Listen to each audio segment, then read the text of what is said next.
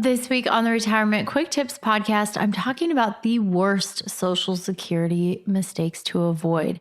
And today I want to talk about another common mistake, and that is not maximizing spousal benefits. Now, the idea here is that I wanted to build a little bit on what I talked about yesterday, which is if you are married, you want to be really careful about claiming too early and avoiding that mistake because it's not going to impact just you, but potentially your spouse as well if they outlive you and receive spousal benefits from your own Social Security once you pass. So if you're married or have ever been married, it is really important that you understand the spousal benefits options that are available to you. Spousal benefits can be complex and there are different rules if you're married, if you're divorced, if you're widowed, if you get remarried, etc.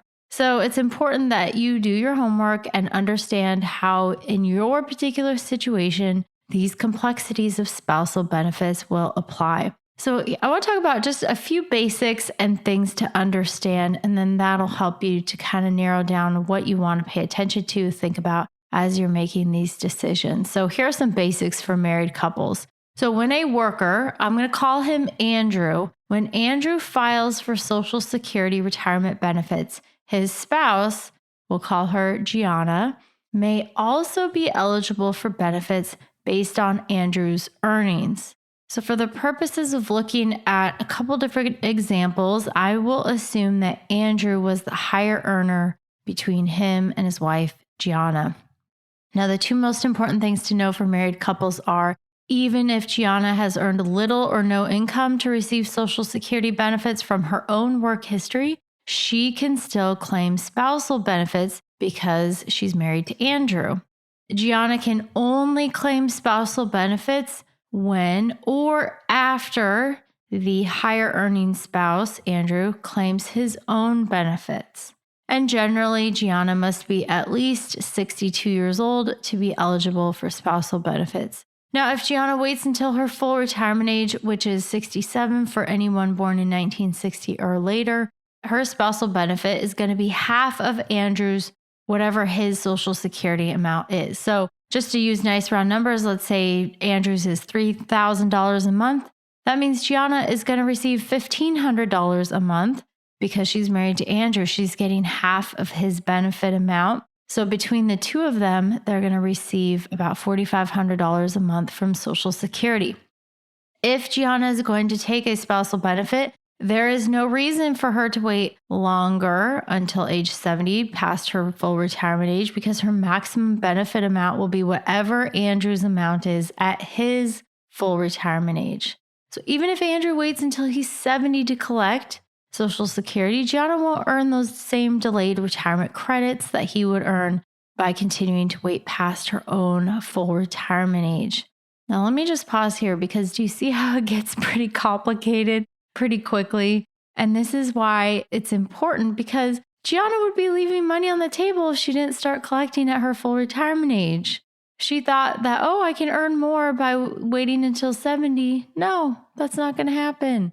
It would for Andrew, but not for her because she's claiming spousal benefits.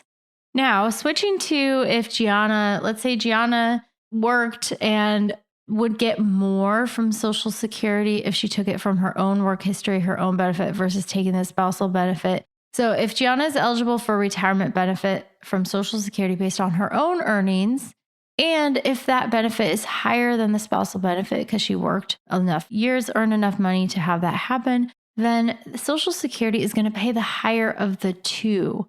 So if that same spousal benefit was $1,500, but if she's going to earn $2,500 from taking it from her own record, it's going to pay $2,500, not both. If Gianna chooses to receive spousal benefits before reaching her full retirement age, her benefits are going to be permanently reduced. So she would still get a spousal benefit, but she's not going to get half of whatever Andrew's check amount is. She's going to get less than that. Gianna also has the option to switch to a spousal benefit at a later date. Now, this is interesting. This could work well depending on the age and the earnings of each spouse. So Gianna could start her own benefit before Andrew starts, then switch to spousal benefit at a later date when Andrew files for his own benefits.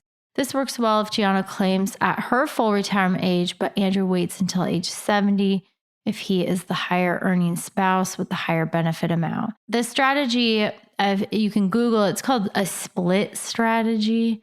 It's actually pretty common. So as you can see, this is all pretty complex.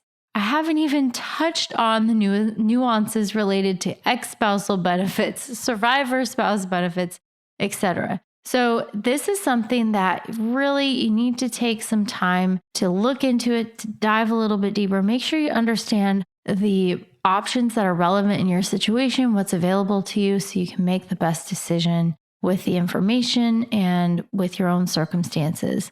And again, this is something that I can help with a free Social Security comparison report. You go to truenorthra.com/SSI. You fill out a confidential form and you will receive a customized Social Security comparison report. It looks at if you're married, you're single, doesn't matter. It will look at side by side different claiming strategies and help you to kind of pinpoint, narrow down which ones make the most sense in your situation. So again, go to truenorthra.com/SSI. All right, that's it for today. Thank you so much for listening. My name is Ashley Michike, and this is the Retirement Quick Tips Podcast.